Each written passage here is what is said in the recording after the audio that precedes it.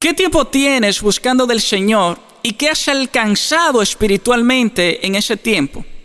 Esa es una pregunta que quiero que te responda. Quiero que te tomes tu tiempo y medite en la respuesta a esas dos palabras. Bien. Espero que mientras ustedes recordaban esos momentos, esos años, esos meses que ustedes tienen buscando de Dios, no hayan creado un tipo de contador secuencial. Por ejemplo, recuerdo que en tal fecha comencé a buscar de Dios, pero por un motivo u otro dejé de buscarlo. Luego me arrepentí, después me separé del Señor, me arrepentí y hoy estoy aquí. Y no es que esté mal. Yo mismo he comentado en diferentes ocasiones una frase que dice que el que se cae y se levanta es mucho más fuerte que el que nunca ha caído, porque se levanta con la experiencia de una nueva caída. Pero tampoco es que esté bien. No está bien porque de una forma u otra ese proceder en sí es fruto de inseguridad e inestabilidad espiritual. Y eso al cristiano no le va muy bien, porque el cristiano debe de saber en quién cree, en quién ha creído y debe de resistir ante la adversidad y permanecer en el camino de Dios. Fíjate que dice Corintios capítulo 10 versículo 12, así que el que piensa estar firme, mire que no caiga. Pero muchas veces suele hacer que nosotros de una forma u otra somos un Sansón, pero sin fuerzas.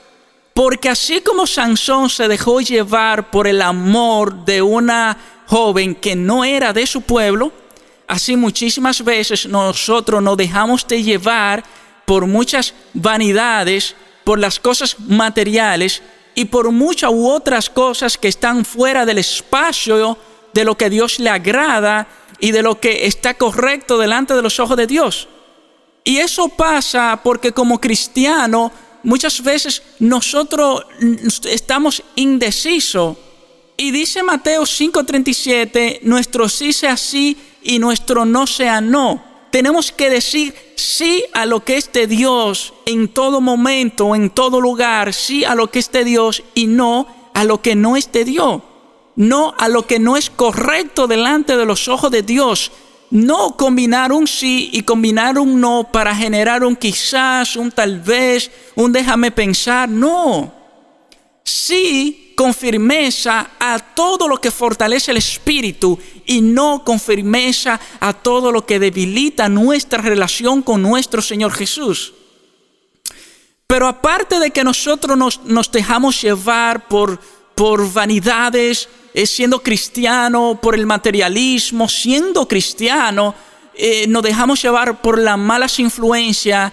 Muchas veces nuestro corazón necesita ser limpiado, necesita ser purificado por la sangre de Cristo, porque todavía traemos en nuestro corazón muchísimas cosas de la vieja vida, muchísimas cosas del viejo hombre, porque no nos hemos arrepentido de forma genuina, porque no hemos invitado al Espíritu Santo para que comience a limpiar y a llevarse de nuestro corazón todas aquellas cosas que de una forma u otra nos aleja de nuestro Padre Celestial. Es tanto así que muchas veces, y una situación que pasa muy a menudo, muchas veces estamos en la iglesia y un hermano no nos saluda. Si ese hermano no tuvo un proceder agradable para nosotros, por el simple hecho de ser un hermano de la iglesia, nos sentimos tan afectados, pero tan afectados, no porque el hermano no nos saludó, no porque el hermano nos hizo algo que nosotros entendíamos que en ese momento eso no era correcto, sino por ser un hermano de la iglesia, nos sentimos peor, no por el hecho, sino por el quién. Y muchas veces vamos donde un amigo que el amigo no es cristiano, o vamos donde un amigo que es cristiano, pero todavía le hace falta nutrirse de la palabra, ni siquiera vamos donde el pastor. Entonces el amigo, si ve que nosotros, por ejemplo, nos sentimos mal en un 30%, nos comenta a nosotros, pero ¿cómo va a ser? ese hermano de la iglesia te hizo eso. Entonces ese sentir de nosotros nos los lleva a un 70%. Y dice Mateo 6:12, perdona el mal que hacemos, así como nosotros perdonamos a los que nos hacen mal. Cuando viene a ver esa persona, sea o no de la iglesia, que te ha faltado, puede estar pasando por una lucha, por un problema, por una situación mucho más fuerte que la que tú crees. Y esa persona, si está en la iglesia, puede ser que esté haciendo un esfuerzo extremo en no alejarse del Señor, pero está siendo atacado por el enemigo. Por eso quizás te faltó, te dijo algo que no te gustaba. Y tú, en vez de orar, en vez de apoyarlo espiritualmente, tú solamente estás perdiendo el tiempo sintiéndote mal, sintiéndote afectado. Dice Juan 16:13, os he dicho estas cosas para que en mí tengáis paz. En el mundo tendréis tribulación, pero no te desanimes. Yo he vencido al mundo. Señores, en nuestro diario vivir, en el ejercicio de la vida, vamos a tener muchas tribulaciones. Vamos a tener muchas pruebas en diferentes escenarios. En lo económico, en lo social, en la misma iglesia. Vamos a tener pruebas, vamos a tener aflicciones, pero esas pruebas, esas aflicciones no deben de ser lo suficientemente capaz de tener el efecto en nuestra vida, de alejarnos de Dios. Nuestro punto de referencia no es la prueba, no es quién. Nuestro punto de referencia tiene y debe de ser Dios. Pero queremos que el otro sea perfecto con nosotros, pero nosotros no somos perfectos con los otros. Queremos que todos nos pidan perdón, pero nosotros no pedimos perdón a nadie. Nuestro corazón tiene que ser limpio por la sangre de Cristo, para que ese orgullo, para que ese ego sea atenuado, sea reducido, erradicado de sus propias raíces y pueda crecer en nosotros un árbol espiritual. Ahora bien, piénsalo detenidamente. Considera tú que has crecido en Dios de forma proporcional al tiempo que tienes tú buscando de Dios. Lo ideal es que todos digamos que sí, pero la realidad muchas veces se torna de otro color. Entonces, ¿qué está pasando con nosotros? ¿Nos estamos dejando llevar, como comenté ahorita, por las vanidades, por los deseos pasajeros? ¿Nos estamos dejando llevar por aquellas pequeñas cosas o grandes o medianas cosas que están en nuestro corazón que todavía, siendo cristianos, no lo hemos erradicado? ¿Qué está pasando? Porque el problema no es la palabra. Si existe un problema, existe en nuestro corazón, en nuestro pensamiento. Mira lo que dice Hebreos 4:12. Porque la palabra de Dios es viva y eficaz y más cortante que toda espada de dos filos y penetra hasta partir el alma y el espíritu, las coyunturas y los tuétanos, y discierne los pensamientos y las intenciones del corazón. La palabra de Dios es poderosa. La palabra de Dios nos debe de edificar. Fíjate que Romanos 10:17 dice, así que la fe viene del oír y el oír por la palabra de Cristo. Y yo quiero que tú me subrayes donde dice la fe viene del oír. Como el versículo dice que la fe viene del oír y el oír por la palabra de Cristo, ¿oír de quién? ¿De cualquier persona? No. Tiene que ser una persona con conducta, con fe. Una persona que esté en la sana doctrina. Una persona que esté efectivamente instruida y correctamente instruida con lo que dice la Biblia. Ahora, ¿quiénes son esas personas? Vamos a ver Efesios 11:11 y dice, y él mismo dio a unos ciertamente apóstoles, a otros profetas y otros evangelistas y otros pastores y doctores. Subráyame pastores. Bien. Dirígete a Hebreos 13:7. Dice, acordaos de vuestros pastores que os hablaron la palabra de Dios. Considerad cuál ha sido el resultado de su conducta e imitad su fe. Ahora te voy a leer 2 versículos. Vamos a leer a Romanos 10:17, que ya lo habíamos leído, y a Hebreos 3:17. Dice, así que la fe viene del oír, y el oír por la palabra de Cristo. Acordaos de vuestros pastores que os hablaron de la palabra de Dios. Considerad cuál ha sido el resultado de su conducta y imitad nuestra fe. ¿Quiénes Dios ha designado para que nos hablen de la palabra de Dios? Para que nosotros imitemos su conducta y su fe, los pastores. Es tanto así que dice ahí mismo, Hebreos 13, dirígete al 17, dice: obedeced a vuestros pastores y sujetaos a ellos, porque ellos velan por nuestras almas, como quienes han de dar cuenta, para que lo hagan con alegría y no quejándose, porque esto no es provechoso. Entonces, la persona asignada por Dios para pastorear al cristiano como oveja de Dios son los pastores. Por eso los pastores tienen una gran responsabilidad, y es la responsabilidad de estar nutrido de la palabra de Dios, para que no den una palabra condicionada al humano, sino condicionada al Espíritu Santo, base a lo que efectivamente está escrito.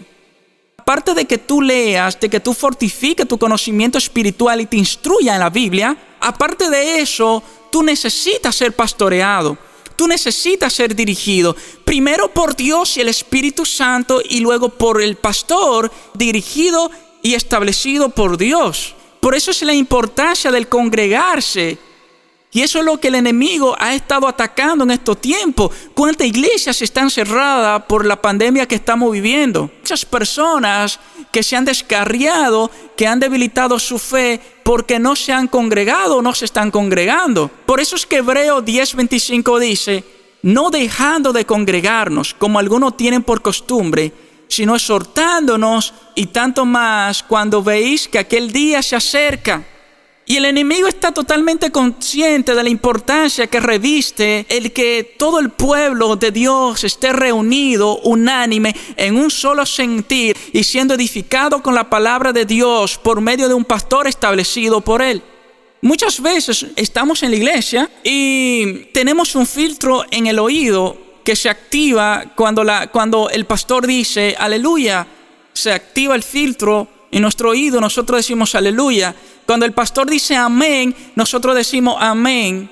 Y solamente se activa en ese momento, porque en la prédica completa, mientras el pastor está hablando de la palabra que Dios tiene para edificar nuestras vidas, nosotros estamos pensando lo que hicimos en el día completo, pensando en todas las cosas que tenemos que hacer, pensando en las cosas que dejamos de hacer para ir a la iglesia, y las cosas a las que le vamos a dar continuidad o vamos a empezar después del culto.